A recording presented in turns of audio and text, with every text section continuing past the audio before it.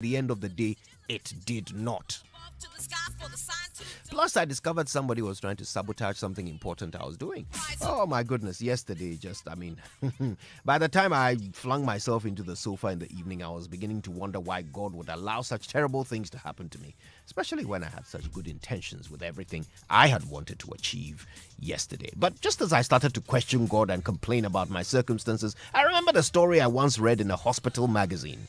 I didn't pay much attention to it at the time, but like all the tools God gives you in your journey through life, it was tucked away in some far corner of my mind, saved for a day when I would need it. As it turns out, today is the day. You will understand why when you hear the story, which I'm retelling in my own unique way. Okay, once there was a man who had a terrible day.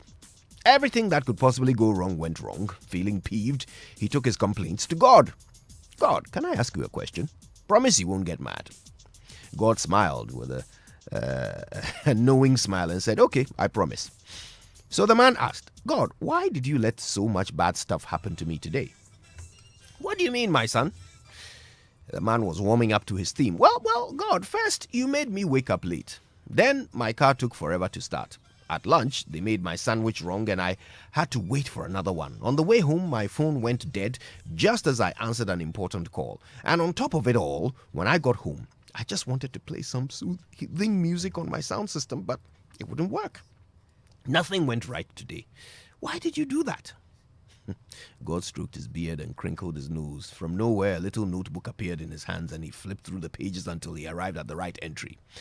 Okay, well, let me see. Aha! Okay, the angel of death was at your bed this morning and I had sent one angel to battle him to save your life. Now, the sight of two angels fighting, bro, is bad for your brain. So I thought I'd let you sleep through that. I didn't let your car start on time because there was a drunk driver on your route who would have hit you if you were on the road at your usual time. Now, the first person who made your sandwich today had COVID. I didn't want you to catch it because you can't afford to miss even one more day from work. So I made sure that you didn't eat those sandwiches. Your phone went dead because the person who was calling you was planning to tell lies about whatever you said to her on that call. I made sure you didn't even talk to her, so now you're covered. Oh, and that sound system had an electrical fault that was going to trip all the power fuses in your house tonight. I didn't think you wanted to spend the evening in the dark, especially not after the kind of day you've had. The man was ashamed. Oh, right, I see. I'm so sorry, God, he mumbled quietly. God gave him a friendly pat on the back. Dude, don't be sorry. Just learn to trust me in all things, the good as well as the bad. The man smiled sheepishly and said, I will. And God, I just want to say thank you for everything you've done today.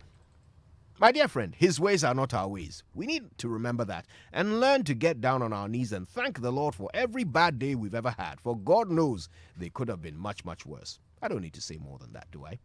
My name is Kojo Yankson, and God's plan for me is always